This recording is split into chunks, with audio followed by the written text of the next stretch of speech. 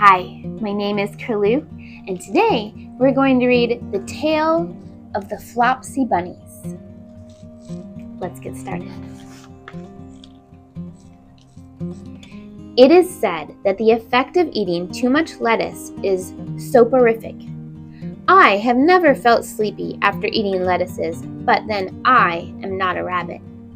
They certainly had a very soporific effect upon the Flopsy Bunnies.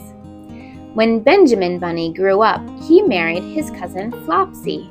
They had a large family, and they were very improvident and cheerful. I do not remember the separate names of their children. They were generally called the Flopsy Bunnies. As there was not always quite enough to eat, Benjamin used to borrow cabbages from Flopsy's brother Peter Rabbit, who kept a nursery garden.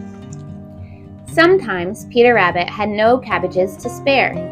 When this happened, the Flopsy Bunnies went across the field to a rubbish heap in the ditch outside Mr. McGregor's garden. Mr. McGregor's rubbish heap was a mixture. There were jam pots and paper bags and mountains of chopped grass from the mowing machine, which always tasted oily, and some rotten vegetable marrows and an old boot or two.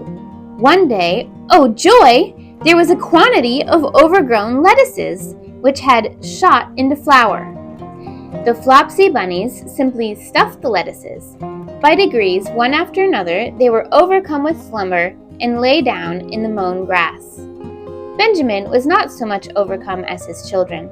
Before going to sleep, he was sufficiently wide awake to put a paper bag over his head to keep off the flies. The little Flopsy Bunnies slept delightfully in the warm sun. From the lawn beyond the garden came the distant clackety sound of the mowing machine. The blue bottles buzzed about the wall, and a little old mouse picked over the rubbish among the jam pots. I can tell you her name. She was called Thomasina Tittlemouse, a wood mouse with a long tail. She rustled across the paper bag and awakened Benjamin Bunny. The mouse apologized profusely and said that she knew Peter Rabbit. While she and Benjamin were talking, close under the wall, they heard a heavy tread above their heads, and suddenly Mr. McGregor emptied out a sack full of lawn mowings right upon the top of the sleeping Flopsy Bunnies. Benjamin shrank down under his paper bag. The mouse hid in a jam pot. The little rabbits smiled sweetly in their sleep under the shower of grass. They did not awake because the lettuces had been so soporific. They dreamt that their mother Flopsy was tucking them up in a hay bed. Mr. McGregor looked down after emptying his sack. He saw some fuzzy little brown tips of ears sticking up through the lawn mowings. He stared at them for some time. Presently, a fly settled on one of them and it moved. Mr. McGregor climbed down to the rubbish heap. 1, 2, 3, 4, 5, 6 little rabbits, said he as he dropped them into his sack. The Flopsy Bunnies dreamt that their mother was turning them over in bed. They stirred a little in their sleep, but still they did not wake up. Mr. McGregor tied up the sack and left it on the wall. He went to put away the mowing machine. While he was gone, Mrs. Flopsy Bunny, who had remained at home, came across the field. She looked suspiciously at the sack and wondered where everybody was. Then the mouse came out of her jam pot, and Benjamin took the paper bag off his head, and they told the doleful tale. Benjamin and Flopsy were in despair. They could not undo the string, but Mrs. Tittlemouse was a resourceful person. She nibbled a hole in the bottom corner of the sack. The little rabbits were pulled out and pinched to wake them. Their parents stuffed the empty sack with 3 rotten vegetable marrows, an old blacking brush, and 2 decaying turnips. Then they all hid under a bush and watched for Mr. McGregor.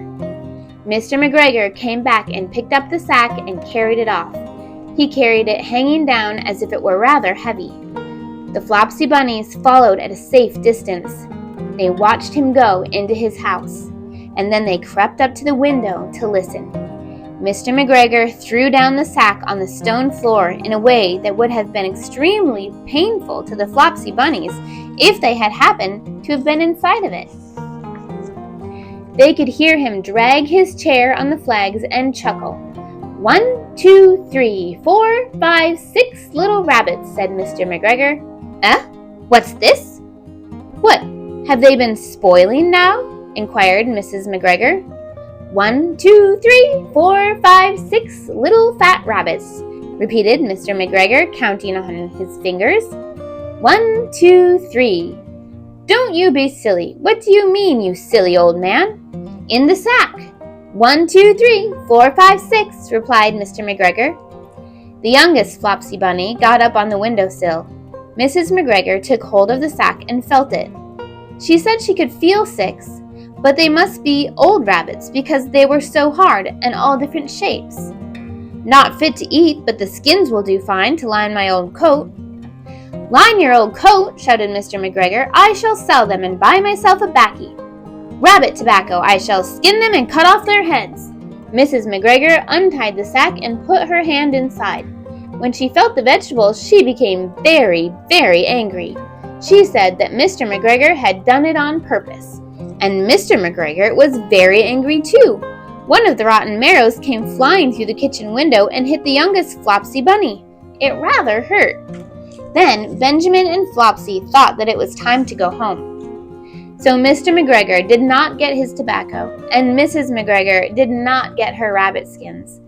But next Christmas, Thomasina Tittlemouse got a present of enough rabbit wool to make herself a cloak and a hood, and a handsome muff and a pair of warm mittens. The end.